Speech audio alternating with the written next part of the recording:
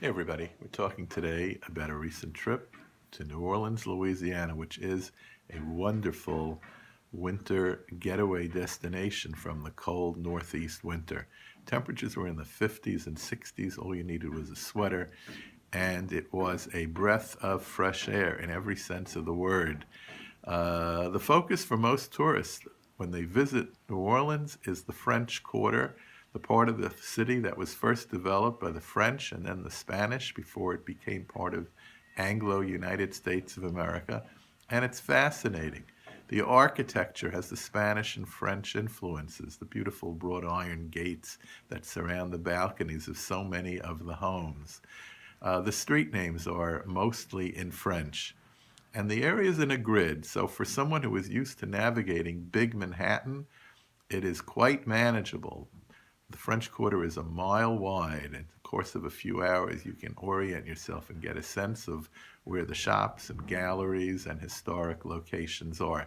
They even have a pharmacy museum because New Orleans had the first pharmacy in the United States, a very interesting destination.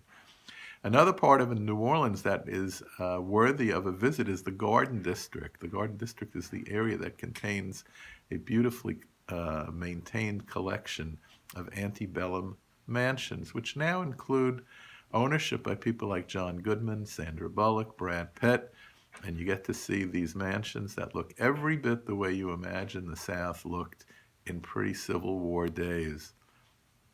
There's a lot of live music that you hear on the street at all times of the day. You're walking through the French Quarter and you see bands playing and you see solo performers playing. You sometimes read about New Orleans. It's a little bit of an intimidating place. For anyone who is used to skipping around or over homeless people who are on the streets of Manhattan, you will find New Orleans to be not much of a challenge, but there is a certain gritty aspect to New Orleans generally. A trip to New Orleans also can include an opportunity to take a day trip to a swamp. There are quite a few swamps within a half an hour of New Orleans, and you can see alligators in their natural habitat. You can see bald eagles. You can see some absolutely magnificent cedar trees. You can see locations that were used by countless films to portray life in the bayou in Louisiana swamp country. A day trip can also take you in a different direction. You can visit plantation homes that still are there to be viewed along the banks of the Mississippi River.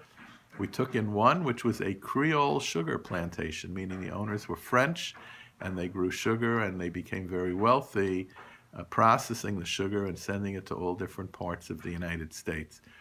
My takeaway from this trip is that unlike going to Miami or to Scottsdale, which are southern cities that were built as resorts, you're visiting a city that was built for business and commerce, a major port city.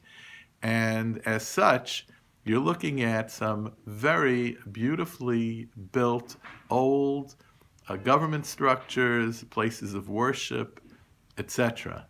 And the vibe is also not the vibe of a resort town. When you go into the central business district, you're going into an area which is still the hub for a lot of business and commerce in the southern United States. There is a whole aspect of Mardi Gras celebration, and a visit to New Orleans can include an opportunity to visit one of the major factories where the floats are designed and built for each annual Mardi Gras celebration. It's quite spectacular to see all of the splashy, bright colors, and especially a visit in February or March will give you an opportunity to see all the floats right before they roll in the parade. So that is but a few of the many treasures and pleasures that await one on a trip to New Orleans. Next week, I'll talk a little bit about nightlife and music, and that is a whole other chapter in what I think is a fantastic story of the Big Easy, the Crescent City, that is New Orleans, Louisiana. Hope you enjoy your visit to New Orleans, and we'll see you again soon.